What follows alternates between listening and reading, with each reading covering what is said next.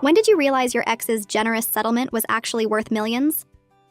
After 18 years of marriage, my husband Keith sat me down last February with divorce papers already signed by his lawyer. I need to focus on my career. You're holding me back. You knew this was coming. This was the man whose medical school loans I paid off, waiting tables at 3 different restaurants. The man whose residency I supported by working double shifts while pregnant. The man who became chief of surgery while I raised our kids alone, missing every recital, every game, every parent-teacher conference. His settlement offer was insulting. The house in Millbrook that his grandmother left him.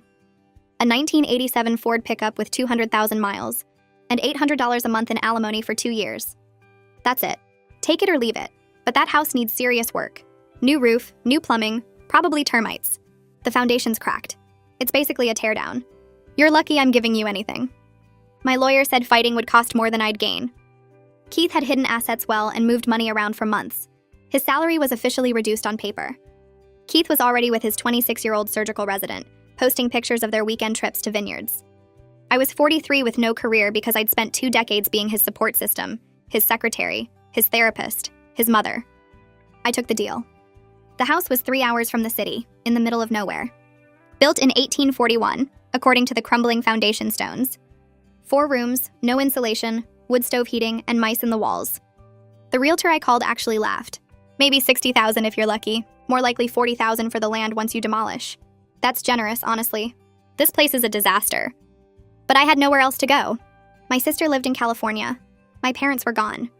I moved in April, figuring I'd fix it up slowly and maybe get $80,000 eventually, enough to start over somewhere cheap. That's when I found the letters in the attic. Hundreds of them, tied with faded ribbon, hidden under the floorboards in an old leather trunk. All addressed to someone named Josiah Bellworth. The paper was yellow, fragile, but the ink was still readable. I Googled him. Nothing. But the return addresses were interesting. Frederick Douglass, Harriet Tubman, William Lloyd Garrison, Sojourner Truth, John Brown. My hands were physically shaking. I drove to the County Historical Society that afternoon. The historian, an elderly woman named Dorothy, went pale when I showed her one letter.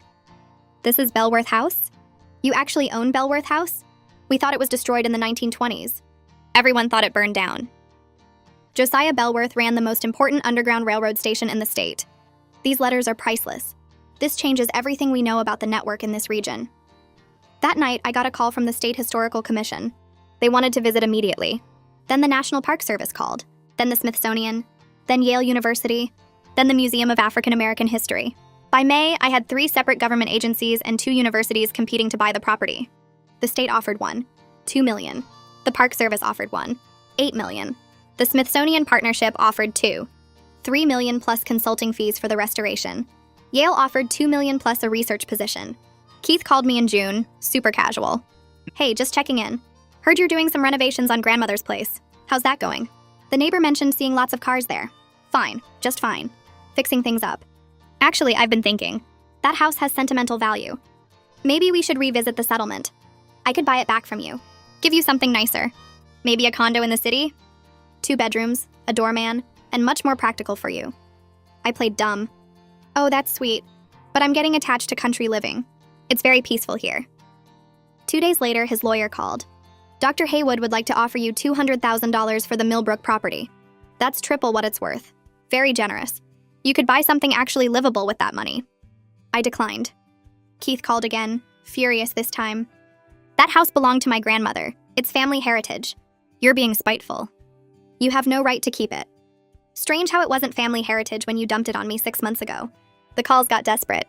$300,000, then $400,000, then $500,000. His new girlfriend started texting me, "Please be reasonable." Keith's grandmother would want the house to stay in the family. He's really hurt by this. You're destroying his connection to his grandmother. Think about his feelings. I blocked her after she sent 15 messages in 1 hour. In July, Keith showed up at the house with his lawyer and a new offer. $1 million, cash, today. The lawyer had the papers ready, the check already written. Sign now and transfer the deed. We can have this done in an hour. We both know why you want this house, Keith. No idea what you mean. The house just has sentimental value. Your cousin told me, the one who works at the Historical Commission. He called you about the letters in March, before you filed for divorce. You knew exactly what you were giving me. Keith's face went red, then purple. His jaw worked like he was trying to swallow something sharp. The lawyer beside him cleared his throat and shifted his briefcase from one hand to the other. Keith had brought them both here expecting me to fold the way I always had when he wanted something. He used to give me that look during our marriage, the one that said I was being difficult and I'd back down every time. Not anymore. Keith straightened his shoulders and put on what I called his doctor face, the calm professional expression he used with patience. His grandmother specifically wanted this house to stay in the family. She told me that before she died. You're dishonoring her memory by being difficult about this whole situation.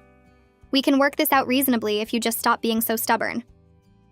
I leaned against the doorframe and crossed my arms.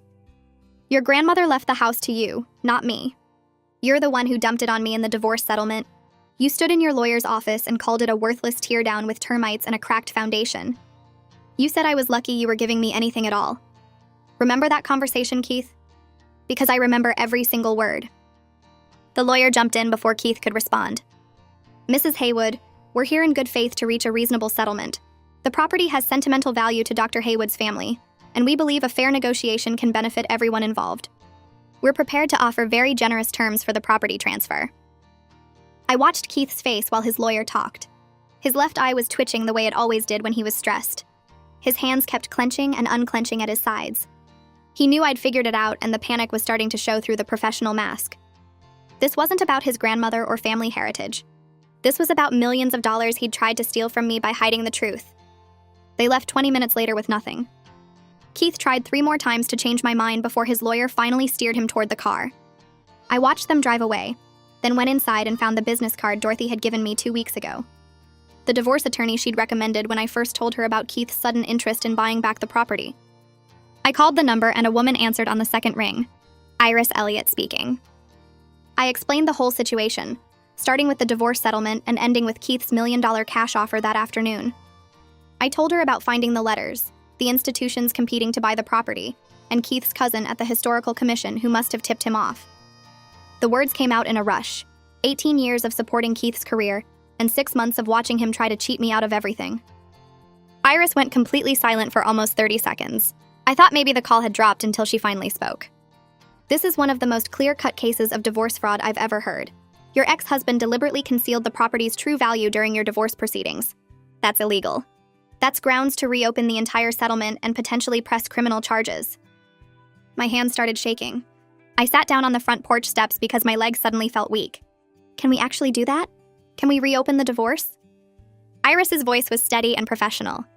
We can absolutely do that. But I need you to understand what you're getting into here. Keith will throw everything he has at this to avoid fraud charges and losing his medical license. This won't be quick or easy. Are you ready for a real fight? I thought about the past 18 years. Working 3 waitressing jobs to pay off Keith's medical school loans, working double shifts while pregnant because he needed to focus on his residency, raising our kids alone while he built his career, missing every moment of their childhood because Keith's work always came first, taking care of everything at home so he could become chief of surgery, and then getting handed divorce papers with a settlement designed to leave me with nothing. I spent 18 years fighting Keith's battles while he built his career. I'm ready to fight one for myself now. Iris made a satisfied sound. Good. I'll take your case. I need you to gather every piece of documentation from the divorce proceedings. The property assessment, Keith's financial disclosures, all communication about the settlement. Can you get me those documents by tomorrow? I told her I could. She said she'd start requesting the official records from the court and Keith's lawyer. We talked for another 20 minutes about strategy and what to expect. By the time I hung up, the sun was setting behind the old house and I felt more awake than I had in months. 2 days later, my phone rang while I was sorting through boxes of divorce paperwork in the attic. Keith's name showed on the screen. I almost didn't answer, but then I remembered Iris's instructions about recording everything. I hit record on my phone and answered. Hey. Keith's voice was warm and gentle, the tone he used when he wanted something. I've been thinking about our conversation the other day. We're both being unreasonable about this whole situation. Why don't we talk this through like adults? We could have dinner, just the 2 of us, the way we used to solve problems. No lawyers, no pressure, just 2 people who used to care about each other working things out. The recording app showed the timer ticking up. I kept my voice neutral. All communication needs to go through our lawyers now, Keith. That's how this works. The warmth disappeared from his voice instantly. You're making a huge mistake. You have no idea what you're getting into here. My legal team will bury you in paperwork and fees. You'll spend everything you have just fighting me and you'll still lose. Take the settlement offer while it's still on the table." I hung up and sent the recording to Iris immediately. She called back 5 minutes later and said it was perfect. Keith threatening me outside of legal channels was exactly the kind of thing that would look bad in court. Iris filed the motion to reopen the divorce settlement 3 days later. The filing was 30 pages long and included everything. Keith's cousin's employment at the Historical Commission, the timeline of when Keith knew about the letters versus when he pushed through the divorce, the property's current appraised value compared to what Keith claimed it was worth, documentation of every offer Keith had made to buy back the property, the recording of Keith's threatening phone call. Keith's lawyer filed an emergency response motion the next morning. I read it in Iris's office while she made notes on a legal pad. Their argument was that the house was always intended as family property, that the divorce settlement was fair based on the structure's condition, and that any increased value came from my discovery of the letters, not from Keith's prior knowledge. Iris circled 3 sections of their filing and looked up at me. "This is weak. They're trying to separate the property value from the historical significance, but those two things are inseparable. The house is valuable because of its history. Keith knew about the history before the divorce. Therefore, he knew about the value. It's simple logic. Can we prove he knew? I mean, really prove it in court?" Iris tapped her pen on the legal pad. "We need the emails between Keith and his cousin, the ones where they discussed the letters and the Historical Commission's interest. Your ex's cousin works for a government agency, which means those emails are potentially subject to public records requests. But it would be faster if he just handed them over voluntarily." She picked up her phone and made a call. I listened to her explain the situation to someone, her voice professional but firm. She mentioned subpoenas and public records laws and the cousin's professional reputation. When she hung up, she looked satisfied. He'll provide the emails by end of business tomorrow. He doesn't want to get dragged into this mess. The emails arrived as promised. Iris and I spent an entire afternoon going through them in her office. The first one was dated March 15th, 2 months before my divorce was finalized in May. Keith's cousin had sent him a message about a property inquiry the Historical Commission had received regarding old houses in the Millbrook area, specifically properties with connections to the Underground Railroad. Keith's response was careful, but clear. He asked if the commission had any information about his grandmother's old house on Belworth Road. His cousin wrote back 3 days later with details about Josiah Belworth and the significance of the property. The emails continued for weeks, with Keith asking questions about property values and historical designations, and whether the commission planned to pursue acquisition. The last email was dated April 28th, 5 days before Keith handed me the divorce papers. His cousin wrote that the commission was definitely interested in the Belworth property, and would likely make an offer once they completed their research. Keith's response was just 2 words: "Good to know." Iris made copies of everything and added them to our case file. This is exactly what we needed. Keith knew the property was historically significant in March. He knew institutions would want to buy it. And he deliberately gave it to you in the settlement while claiming it was worthless. That's fraud. Clear, documented, provable fraud. The court filing landed like a bomb. Within 24 hours, my phone started ringing off the hook. First up was Clifford from the National Park Service. He had that careful government voice, polite but direct. He asked about my timeline for deciding on their offer. I explained the whole mess with Keith and the fraud case. Clifford barely paused before saying they'd dealt with property disputes before and could wait for things to shake out. Then he added something that made my stomach drop. Other institutions might not be as patient. They had budgets and deadlines. If I took too long, some of these offers might disappear. I thanked him and hung up, feeling the pressure ratchet up another notch. 2 days later, Valerie from the Smithsonian called. She got straight to business. The partnership was revising their offer to $2. $5 million plus a 5-year consulting contract worth $150,000 annually. I did the math in my head. That was $3, $25 million total. She said they were very motivated to lock this down before a competitor institution swooped in. The way she said competitor made it clear this wasn't just about history anymore. These organizations were in a bidding war, and I was sitting on the prize. Keith's girlfriend must have been watching my social media like a hawk, because the next thing I knew, she launched a full campaign against me. She posted old photos of Keith with his grandmother at Belworth House, pictures I'd never even seen during our marriage. The captions painted me as a gold digger trying to steal Keith's family heritage. She wrote these long, emotional posts about how I never cared about the property until it was worth money, how I was destroying Keith's connection to his grandmother's memory, how I was being cruel and spiteful. The posts got shared in medical community groups, local community pages, everywhere. For about 36 hours, I watched my name get dragged through the mud by people who didn't know me and didn't care about the truth. Then the tide turned. Keith's former colleagues started commenting. One surgeon wrote about how Keith used to complain constantly about the worthless dump his grandmother stuck him with. Another shared a story about Keith trying to sell the property for scrap value years ago. A nurse mentioned hearing Keith say he wished the house would just burn down so he could collect insurance. Every comment included screenshots of old texts and emails where Keith had trash-talked the property. His girlfriend's campaign backfired spectacularly. Iris called me that afternoon, barely containing her excitement. She'd been screenshotting everything, building a file that showed Keith's true feelings about the house before he knew its value. This was gold for our case. The following Monday, I drove to Iris's office to meet with the forensic accountant she'd hired. Cody Rivers looked exactly like you'd expect a forensic accountant to look.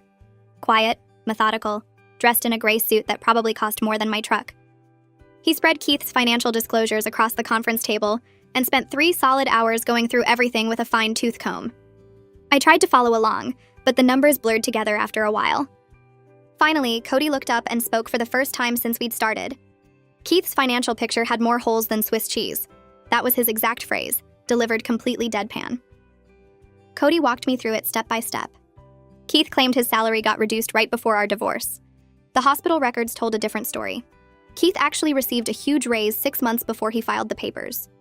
The reduction was only on paper, a creative accounting trick. The difference between his real salary and his claimed salary went into accounts he never told me about. Accounts that never appeared in any divorce filing. Cody estimated Keith had been siphoning money for at least 2 years, maybe longer. Every month, moving chunks of cash into hidden places while I balanced our household budget and wondered why we always seemed broke despite his big surgeon salary. The really bad part came next. Cody found 3 separate investment accounts Keith opened during our marriage, all in Keith's name only, all funded with money that should have been marital property. The accounts held stocks, bonds, mutual funds. Cody added up the totals. Over $400,000 that should have been split 50-50 in the divorce. Money Keith hid while claiming he couldn't afford better alimony. Money he protected while giving me a crumbling house and a truck with 200,000 miles. Iris filed an amended motion that same week. This time, the filing included everything. The hidden accounts, the fake salary reduction, the systematic financial deception spanning years. She explained this changed our entire strategy. We weren't just fighting over one undervalued property anymore. We were documenting a pattern of deliberate fraud throughout the divorce. Keith hadn't just lied about the house, he'd lied about everything. 3 days after the amended filing, Keith showed up at Belworth House without warning. I was in the kitchen making coffee when I heard his car in the driveway. My heart started pounding before I even looked out the window. There he was, climbing out of his BMW like he owned the place. He walked up to the porch and knocked. I didn't move. He knocked again, harder. Then he started talking through the door. He said he just wanted to walk through his grandmother's home one last time. That he had memories here. That I was being unreasonable. When I still didn't answer, his voice changed. He started yelling, saying I'd changed, become someone he didn't recognize, that I never used to be this cold and calculating, that the woman he married would have been kind about this. I walked to the door but kept it locked. I told Keith through the wood that I learned from the best teacher, that this was my property now, legally mine, and he needed to leave before I called the police. My voice shook, but I got the words out. Keith went silent for a minute. Then he walked back to his car. But he didn't drive away. He just sat there at the end of the driveway, engine off, staring at the house. I watched him through the window for 20 minutes before he finally started the car and left. My hands were still shaking an hour later. The next morning, my phone rang while I was making coffee. The caller ID showed the county sheriff's office. My stomach dropped. I answered, and a man introduced himself as Sheriff Brennan, his voice careful and professional. He said Keith filed a complaint yesterday claiming I was blocking him from accessing his family property. The sheriff cleared his throat and explained he had to follow up on any complaint filed, but he wanted me to know this looked like a civil matter, not criminal. He asked if Keith had tried to enter the property, and I'd prevented him. I told the sheriff about Keith showing up without warning, demanding to walk through the house and sitting in his car at the end of my driveway for 20 minutes after I refused. The sheriff made a note and said that was helpful information. He advised me to document any future contact and suggested I might want to talk to my lawyer about a restraining order if Keith kept showing up unannounced. I thanked him and hung up, then immediately called Iris to tell her about the sheriff's visit and his complaint. She wasn't surprised and said this was typical Keith, trying to use every avenue to pressure me. She added the complaint to our file as more evidence of his harassment. 3 days later, Dorothy called from the Historical Society. Her voice bubbled with excitement as she asked if I'd be willing to speak at a regional preservation conference in 2 weeks. The conference focused on Underground Railroad sites, and the Bellworth discovery was exactly the kind of story they wanted to feature. I felt my chest tighten at the thought of standing in front of a room full of historians and experts. I told Dorothy I'd never done public speaking and wasn't sure I was the right person for this. She insisted my story needed to be told, not just the historical discovery, but also the fight to preserve the property from Keith's attempts to reclaim it. She said the preservation community needed to hear about threats to historical sites from private interests. I asked if she really thought my divorce drama belonged at an academic conference. Dorothy laughed and said property disputes were part of preservation work, and my situation highlighted why legal protections for historical sites mattered. I finally agreed, my voice shaking slightly, and Dorothy promised to help me prepare my talk. The conference took place at a university 2 hours away. I drove there on a Saturday morning, my prepared notes sitting on the passenger seat. Dorothy met me in the lobby and walked me through the schedule. My talk was scheduled for early afternoon in a medium-sized room. When the time came, I stood at the podium looking out at maybe 60 people, historians and preservationists and university professors. I started by explaining how I found the letters in the attic, how Dorothy identified their significance, and how the discovery changed everything I knew about the property. Then I talked about Keith giving me the house in our divorce settlement while calling it worthless, and how he tried to buy it back once he learned about the letters. The room went completely silent. When I finished, hands shot up immediately. A woman in the front row asked if Keith knew about the historical value before the divorce was finalized. I said yes. His cousin at the Historical Commission told him in March, 2 months before our divorce. A man near the back stood up and said what Keith did was fraud, plain and simple, and he'd be happy to serve as an expert witness about the property's historical significance and value. Several other people nodded and offered the same. A professor from a state university said she specialized in property law and preservation cases, and she'd provide testimony about how Keith deliberately concealed material information during divorce proceedings. I wrote down names and contact information, overwhelmed by the support from people I'd just met. After my talk, a woman approached me near the refreshment table. She introduced herself as a journalist for a history magazine that covered preservation issues and significant historical discoveries. She said she wanted to write a feature story about the Bellworth letters and the legal battle surrounding the property. She asked if I'd be willing to do an interview, maybe let her photographer take pictures of the house and some of the letters. I told her I'd need to check with my lawyer first. She handed me her business card and said to call her whenever I was ready, that this story deserved to be told widely. I thanked her and put the card in my pocket. That evening, I called Iris and told her about the journalist's request. Iris was quiet for a moment, then said we should wait until after the court hearing to do any press interviews. She explained that anything I said publicly could be used against me in court, and Keith's lawyer would absolutely twist my words to make me look bad. She promised that once the hearing was over, I could do all the interviews I wanted. On Monday morning, I found a certified letter in my mailbox. The return address showed Keith's lawyer's office. My hands shook as I opened it. The letter threatened to sue me for defamation if I continued spreading false narratives about Keith's knowledge of the property value. It claimed I was damaging Keith's professional reputation by making baseless accusations of fraud and deception. The letter demanded I immediately stop making public statements about the divorce proceedings and the property dispute. I took a picture of the letter and sent it to Iris. She called me back within an hour, her voice sharp with anger. She said Keith's lawyer was bluffing, trying to scare me into silence. Iris explained that truth is an absolute defense against defamation claims, and we had documentation proving every single thing I'd said about Keith's knowledge and actions. She said she'd send a response letter making it clear we weren't backing down, and we had evidence to support all our claims. She also said this threat letter was actually helpful, because it showed Keith was getting desperate and worried about public opinion. 2 days later, I found an envelope in my mailbox with no return address. Inside were printed screenshots of my social media posts from the past month. Someone had been monitoring my online activity, saving posts about the house renovation, the historical society visits, and general updates about my life.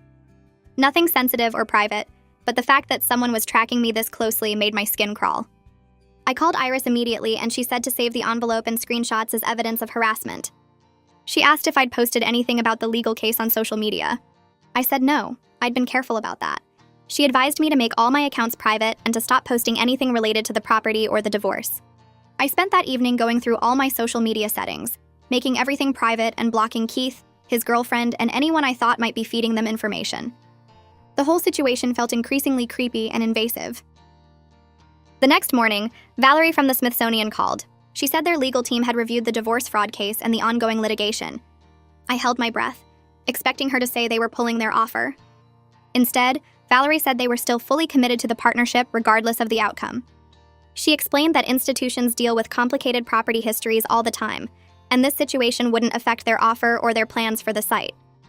She said the Smithsonian had lawyers who specialized in property acquisitions with legal complications, and they were prepared to work through whatever challenges came up. I felt relief flood through me. I'd been worried that Keith's legal tactics would scare away the institutions interested in the property. Valerie said to keep them updated on the timeline, but they were patient and understood these things took time to resolve properly. That afternoon, Iris called with a court date. The hearing to reopen the divorce settlement was scheduled for late August, about 6 weeks away. She said we needed to prepare thoroughly because Keith's lawyer would try to paint me as vindictive and opportunistic, rather than focusing on Keith's deception. She explained their strategy would be to claim I was just angry about the divorce and trying to punish Keith by refusing to let go of his grandmother's house. They'd argue I was taking advantage of a lucky discovery to hurt him financially and professionally. Iris said we needed to stay focused on the facts, the timeline, and the documented evidence of Keith's knowledge and deception.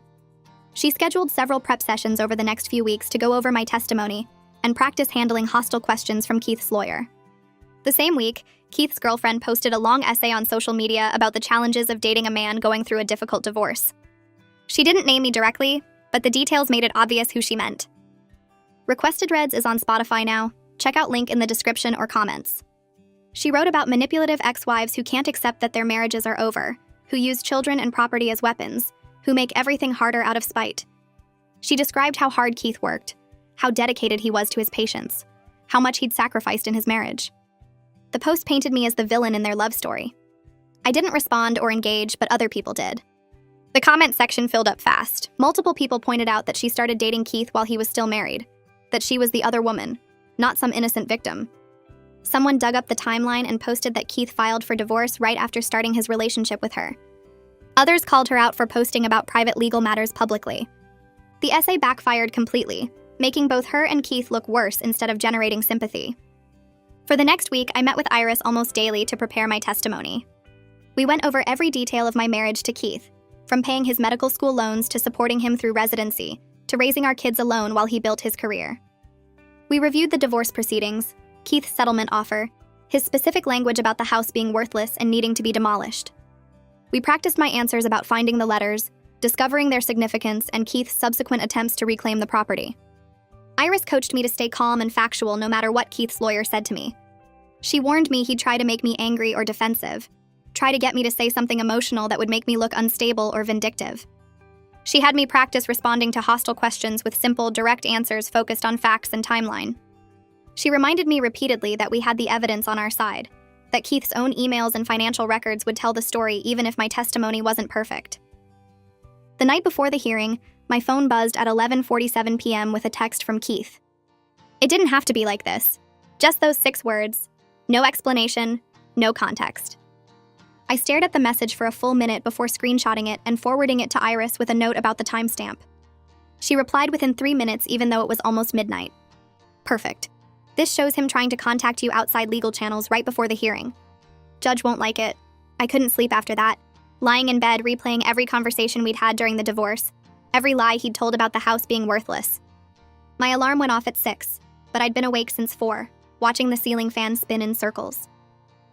The courthouse parking lot was already half full when I arrived at 8:30 for the 9 o'clock hearing. I sat in my car for 10 minutes, hands gripping the steering wheel, before finally forcing myself to walk toward the entrance. Keith was standing in the lobby with his girlfriend when I came through security. He looked absolutely terrible, like he hadn't slept in weeks. His face was pale and drawn, dark circles under his eyes, his suit wrinkled like he'd pulled it straight from the laundry basket. The girlfriend wore a navy blue dress suit that belonged at a wedding, not a courthouse, way too formal and fancy for the occasion. She glared at me across the marble lobby, her arms crossed tight over her chest. Keith wouldn't look at me directly, just stared at the floor tiles while his lawyer talked to him in a low voice. Iris appeared beside me and guided me toward the courtroom, her hand firm on my elbow. Don't engage with them. Don't even look their direction. We walked past Keith and his girlfriend without a word, but I felt his eyes follow me the whole way. Inside the courtroom, Keith's lawyer stood up first when the judge called the case. He was older, probably 60, with gray hair slicked back and an expensive watch. The property was fairly valued based on its condition at the time of divorce. My client's ex-wife got lucky with a historical discovery, but that doesn't mean the original settlement was unfair. Any increase in value is due to her discovery, not my client's prior knowledge. He held up the original property assessment showing the house needed major repairs. The emails between Dr. Haywood and his cousin were just casual family conversation, nothing more. Two family members discussing local history doesn't constitute evidence of deliberate deception. He went on for 15 minutes, making Keith sound like a generous man who gave his ex-wife property out of kindness, only to have her turn around and accuse him of fraud when she got lucky. Iris stood up next, and I watched her transform from the friendly woman who'd coached me through testimony prep into something sharp and precise. She pulled out a timeline printed on poster board and set it on an easel facing the judge. March 15th, Dr. Haywood's cousin at the Historical Commission contacts him about properties in the Millbrook region with potential Underground Railroad connections. March 22nd, Dr. Haywood begins moving assets into undisclosed accounts. April 3rd, Dr. Haywood files for divorce. May 1st, divorce is finalized with the Millbrook property going to my client. May 8th, my client discovers the Bellworth letters. She walked the judge through each date, showing Keith's sudden urgency to finalize the divorce right after his cousin's call. His failure to disclose the Historical Commission's interest in properties in that specific region. His deliberate misrepresentation of the property as a teardown. She had copies of the emails between Keith and his cousin, with certain phrases highlighted in yellow. This property could be significant. You should look into it before you do anything with it. Keith's response. Thanks for the heads up. I'll handle it. Iris let those words hang in the air for a moment before sitting down. The judge called me to testify next, and my legs felt shaky walking to the witness stand. Iris asked me to describe Keith's specific language during the settlement negotiations. I took a breath and focused on the facts like we'd practiced. He told me the house was basically a teardown, that it needed a new roof, new plumbing, probably had termites. He said the foundation was cracked, and I was lucky he was giving me anything. He pushed me to take the house instead of other assets, said it was more than I deserved after holding him back all those years. The judge wrote notes the entire time I talked, her pen moving fast across the legal pad. Iris asked about Keith's behavior after I discovered the letters. He called offering to buy the property back, starting at $200,000 and going up to $1 million. He showed up at my house with his lawyer and a check already written. He said the house had sentimental value, but during the divorce he called it a worthless dump his grandmother had stuck him with. The judge kept writing, occasionally looking up at me with an expression I couldn't read. Keith took the stand after me, and his lawyer had him tell the story about his grandmother, how much the house meant to their family. My grandmother raised me in that house during summers. It has deep sentimental value that goes beyond money. I just wanted to keep it in the family. His voice cracked a little, playing the emotional card. But then Iris stood up for cross-examination and everything fell apart. When exactly did you learn about the historical significance of the property? Keith hesitated. After the divorce was final. When my ex-wife discovered the letters. Iris pulled out the emails with his cousin. So your cousin didn't mention anything about Underground Railroad properties in March? Keith's face flushed red. That was just general conversation. We talk about history sometimes. But you responded saying you'd handle it, correct? What did you mean by that? Keith stammered, contradicting himself. I meant I'd look into the property history. Or maybe I meant I'd take care of the house repairs. I don't remember exactly. Iris kept pushing, asking about specific dates, specific conversations, and Keith kept changing his answers, digging himself deeper with each response. Cody took the stand after the lunch break and methodically destroyed what was left of Keith's credibility.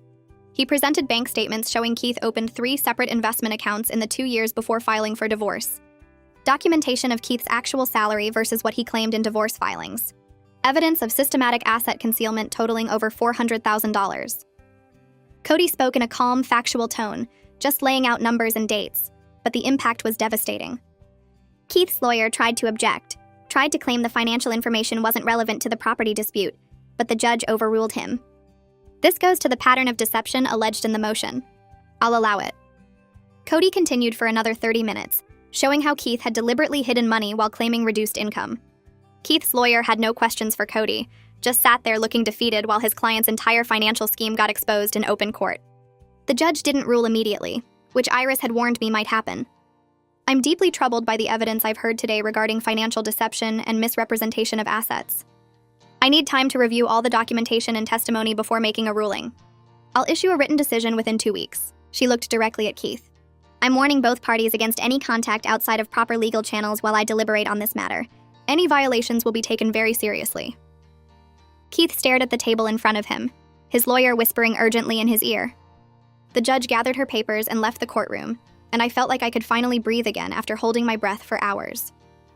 Outside the courtroom, Iris walked with me toward the exit. That went as well as we could have hoped. The judge's comments about being deeply troubled, that's good for us. She sees through his story. I felt cautiously hopeful but completely drained from spending 6 hours reliving the worst period of my life. Every detail of our marriage, every lie Keith told, every manipulation laid out for strangers to judge. Iris squeezed my shoulder. Go home, rest. We'll hear from the judge in the next 2 weeks. Try not to worry too much. I nodded, but worry was all I could feel, mixed with exhaustion and a strange sense of accomplishment that I'd finally stood up to Keith in a way that mattered. I was walking toward my car in the parking garage when Keith's girlfriend appeared from behind a concrete pillar. You're ruining his life over money. That property should rightfully be his. He's worked so hard, sacrificed so much, and you're destroying his career, his reputation, everything he built. She stepped closer, her voice getting louder. All because you can't accept that your marriage is over. You're pathetic. I walked past her without saying a word, keeping my eyes forward, my purse clutched tight against my side. She followed me for a few steps, still talking, still accusing, but I just kept walking. My hands were shaking so badly when I reached my car that I dropped my keys twice before managing to unlock the door. I sat in the driver's seat with the door locked, watching her storm back toward the courthouse entrance, and realized my whole body was trembling from adrenaline and anger and relief that the hearing was finally over. I drove back to Belworth House in a daze, my mind replaying the confrontation in the parking garage over and over. The next morning, I woke up to my phone buzzing with a text from Iris telling me to check my email immediately. The hospital where Keith worked had sent a formal notification that they'd received copies of the court filings and were opening an ethics investigation. Keith was placed on administrative leave pending the outcome of their review into his financial disclosures and professional conduct. Someone had sent the hospital board every single document from our hearing, all the evidence about his hidden accounts and false salary claims, all the proof of his fraud laid out in official court records. I sat at my kitchen table staring at the email, my coffee getting cold in my hands. Keith had spent years building his reputation as chief of surgery, collecting awards and speaking at conferences, and now the hospital board was questioning whether he'd lied on his employment disclosures too. 2 days of silence followed, and I almost convinced myself Keith would handle this through his lawyer like the judge ordered. Then my phone rang at 7 a.m. with Keith's name on the screen. I answered and immediately regretted it because he was screaming, so loud I had to hold the phone away from my ear. He called me every horrible name he could think of, said I'd destroyed his career and his reputation, that I was a vindictive witch who couldn't stand to see him happy with someone else. He said I'd sent those documents to the hospital myself just to hurt him, that I was trying to ruin his entire life because I was bitter about the divorce. I hung up without saying a word and immediately called Iris, my hands shaking so badly I could barely dial. She answered on the first ring and listened while I explained the call, then told me she was reporting the contact to the court as a direct violation of the judge's order. Keith wasn't supposed to contact me at all while the judge deliberated, and calling to scream threats definitely qualified as improper contact. Iris said the violation wouldn't help Keith's case and might actually push the judge toward a harsher ruling. 8 days after the hearing, a thick envelope arrived from the court with the judge's written decision. I sat on my porch steps and opened it with trembling fingers, reading through pages of legal language until I got to the conclusion. The judge found that Keith had committed fraud through material misrepresentation of assets and deliberate concealment of the property's true value. She wrote that the evidence clearly showed Keith knew about the historical significance before filing for divorce and had systematically hidden this information to cheat me out of my fair share of marital assets. The original divorce settlement was void, completely thrown out like it never existed. The judge ordered a complete reassessment of all marital assets with full financial disclosure from both sides, essentially starting the entire divorce process over with accurate information this time. I called Iris immediately, and she explained what the ruling meant in practical terms. We'd be going through property division again, splitting assets based on their real values instead of the fake numbers Keith had provided. This could take months to fully resolve because Keith's lawyer would probably appeal, and we'd need to track down every account and investment. But I was now in a much stronger position because Keith had been caught lying under oath, and the court knew he'd tried to steal millions from me. His credibility was destroyed and mine was solid. 3 days later, Keith's lawyer filed an appeal just like Iris predicted. She said appeals rarely succeeded in fraud cases with this much documentation, especially when the judge had been so clear about finding deliberate deception. The appeal would drag things out for a while, but she felt confident the ruling would stand. I spent the next week meeting with all 4 institutions that had made offers on Belworth House, explaining the legal situation and the updated timeline. The State Historical Commission representative looked disappointed but said they understood. The Park Service director seemed frustrated but professional. Yale's representative started talking about other properties they were considering. But Valerie from the Smithsonian Partnership just nodded and said they'd dealt with complicated property disputes before. She asked how long I thought the legal process would take, and I told her honestly that I didn't know. Maybe months or even a year if Keith kept fighting. Valerie said the Smithsonian was willing to put their offer in writing with a clause making the purchase contingent on resolution of the legal dispute. This would give me leverage in the divorce renegotiation because Keith would see exactly what he'd lost. A formal offer for $2.5 million that he could have shared if he'd been honest from the start. I signed the contingent offer letter in Valerie's office that afternoon, and she gave me copies to provide to my lawyer. The new divorce negotiations began in early September, with both sides required to provide complete financial disclosure. Keith's lawyer showed up with boxes of documents, bank statements, and investment records and tax returns that should have been provided during our original divorce. Cody spent 2 weeks going through everything, creating spreadsheets that showed exactly where Keith had hidden money and how much he actually earned. The numbers were staggering when laid out honestly. Keith owed me half of the hidden accounts, over $200,000 that should have been split during the divorce. He owed me compensation for deliberately undervaluing Bellworth House, which was now worth at least $2 million based on institutional offers. His lawyer knew they had zero leverage because the judge had already ruled that Keith committed fraud. In mid-September, Keith's lawyer called Iris with a settlement offer. Keith would pay me $1.8 million total, giving up all claims to Bellworth House forever, and splitting the hidden accounts 50-50 like he should have done originally. Iris said it was a strong offer that would avoid years of appeals and litigation, that fighting for more might cost me time and legal fees without guaranteeing a better outcome. I thought about it for 2 days, running the numbers and imagining different scenarios. The money would give me financial security I'd never had before, enough to start over completely and build whatever life I wanted. But I needed one more thing that money couldn't buy. I told Iris I'd accept the settlement with one condition added. Keith had to sign a statement acknowledging his fraud, admitting he deliberately concealed the property's value and hid marital assets during our divorce.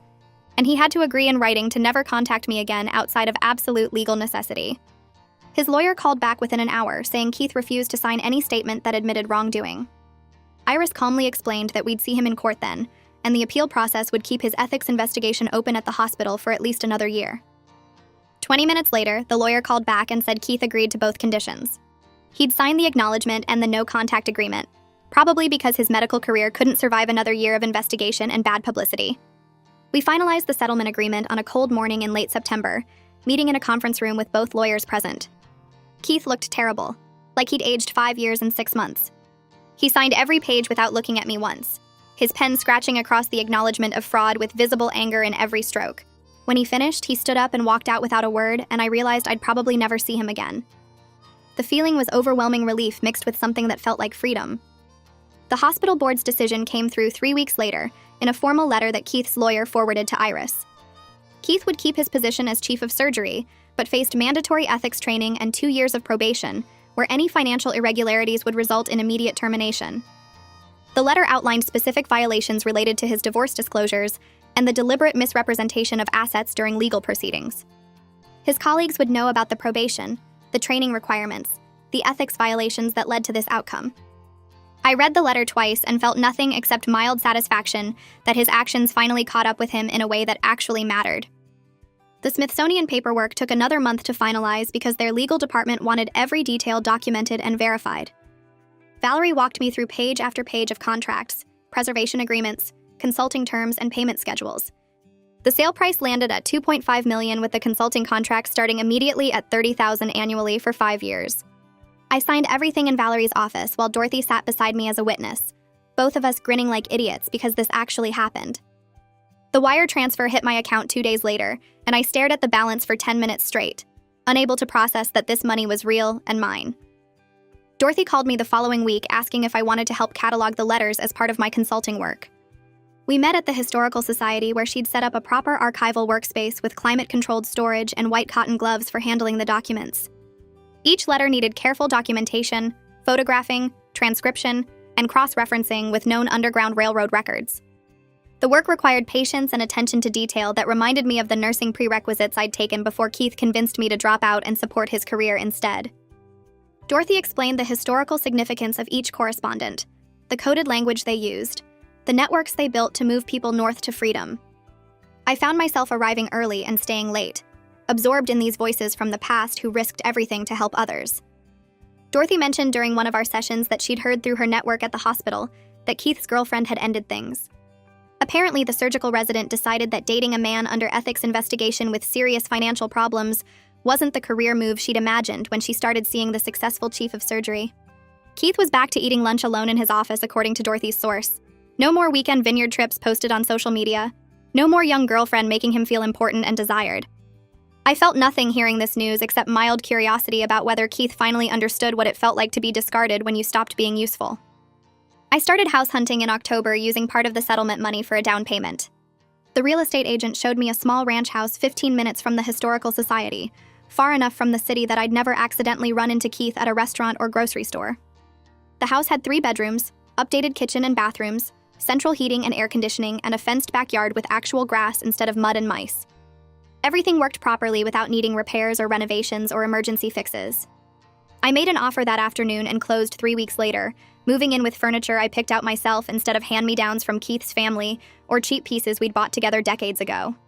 The Smithsonian scheduled a press conference for mid-November to announce the acquisition and unveil some of the letters to the public. Valerie asked me to attend as a consulting historian and answer questions about the discovery process.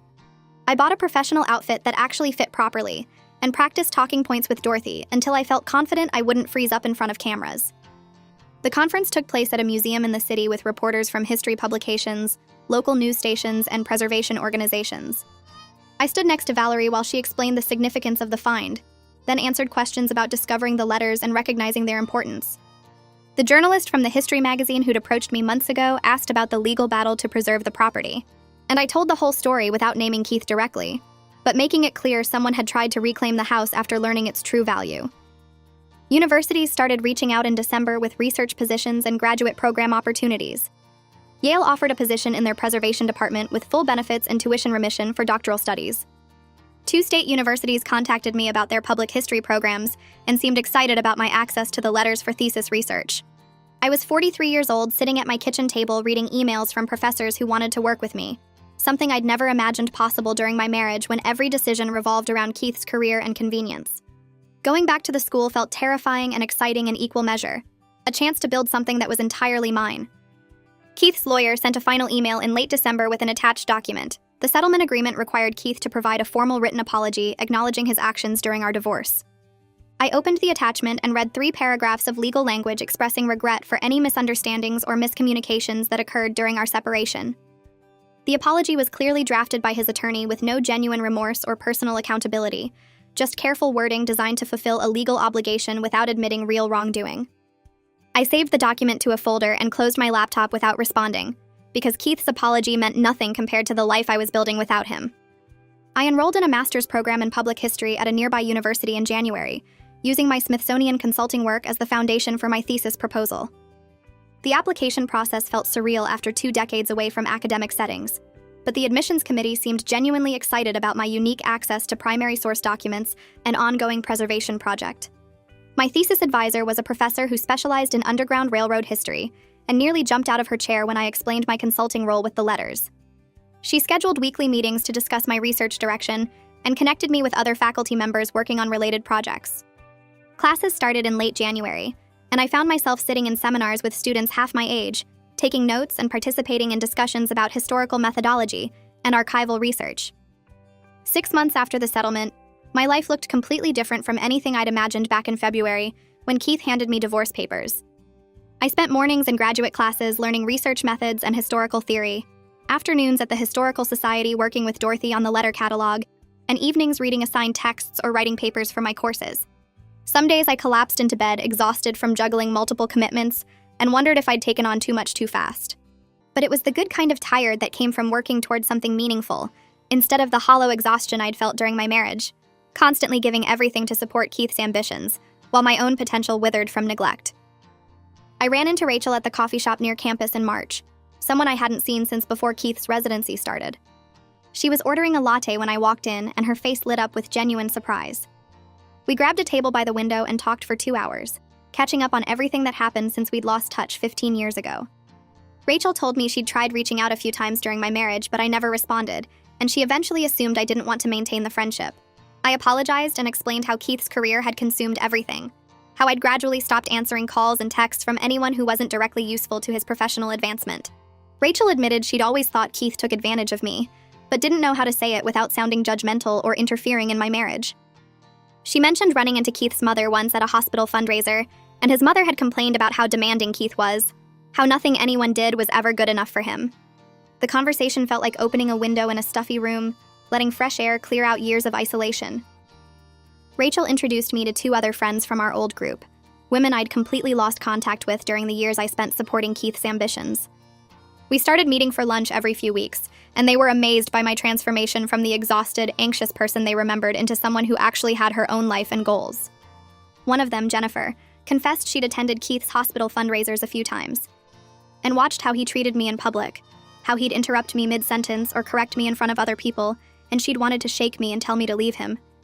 But she worried I'd cut her off completely if she criticized my marriage, so she stayed silent and felt guilty about it for years. These conversations helped me understand how isolated I'd become during my marriage, how Keith had gradually cut me off from everyone who might have helped me see what was happening. The restoration ceremony at Belworth House took place in late April with over 200 people attending. Historians, preservationists, descendants of people who used the Underground Railroad, local officials and representatives from the Smithsonian Partnership all gathered on the property for the official announcement. Dorothy and I had worked for months preparing a catalog of the letters and documenting the house's history, creating a comprehensive record of its role in the Underground Railroad network. The Smithsonian representative asked me to speak about discovering the letters, and I stood at a podium set up on the front lawn feeling nervous, but also genuinely proud of what I'd helped preserve. I talked about finding the trunk in the attic, reading the letters for the first time, and realizing I'd stumbled onto something historically significant. Several descendants approached me afterward to thank me for preserving their family history, for making sure these stories wouldn't be lost. One woman showed me a photo of her great-great-grandfather who had passed through this house on his journey north, and she started crying as she talked about finally having proof of his route to freedom. The ceremony felt like validation, that this fight with Keith had been worth it, that protecting this property mattered beyond just my personal financial security. Dorothy squeezed my hand during the speeches and whispered that I'd done something important, something that would matter to people for generations. The local newspaper ran a front-page story about the ceremony with a photo of me standing in front of the house, and several colleagues from my graduate program texted congratulations. A year after the settlement, I was sitting in my small house near the Historical Society working on my thesis when I realized I'd built a life I actually wanted to live. I had graduate classes that challenged me intellectually, consulting work that felt meaningful, and a growing community of colleagues and friends who valued my contributions. The financial security from the settlement and property sale meant I could focus on my education and career development without constant worry about money. I'd published 2 papers about the Belworth letters in academic journals, presented at 3 conferences, and been invited to contribute to a book about Underground Railroad sites. My thesis advisor told me my work was genuinely advancing the field's understanding of the network in this region, and several universities had already expressed interest in hiring me after graduation. Keith's attempt to cheat me out of the property had ultimately freed me from a marriage where I was never valued, where my only purpose was supporting his ambitions, while my own potential were ignored. I thought about the woman I'd been a year ago, accepting an insulting settlement because I believed I had no other options and barely recognized her. That version of me had been so beaten down by years of emotional neglect that she couldn't imagine fighting back or demanding better treatment. The person I'd become over the past year knew her worth and refused to accept less than she deserved. I was building a life entirely my own, not in service to someone else's ambitions or career goals. The house Keith tried to dump on me became the foundation for my independence, providing both the financial resources and the professional opportunities I needed to start over. I'd never get back the 18 years I spent supporting his career, missing opportunities and sacrificing my own goals to make his life easier. But I was genuinely excited about the future I was creating now, about the work I was doing and the person I was becoming. My graduate advisor mentioned a tenure-track position opening up at a nearby university that would be perfect for my research focus, and I was planning to apply. Dorothy and I were discussing a joint project documenting other Underground Railroad sites in the region, potentially expanding the research beyond just Belworth House. I'd reconnected with old friends, made new ones through my academic work, and built a support system that actually supported me instead of draining my energy. Some mornings I woke up and had to remind myself this was really my life now, that I'd actually escaped the marriage that had trapped me for so long. Keith had tried to cheat me one last time on his way out, and instead he'd accidentally given me the key to my freedom. Okay, that's where we'll stop before I start rambling again. Seriously though, thanks for hanging out till the end. It means a lot. Go drink some water or text someone you care about, yeah?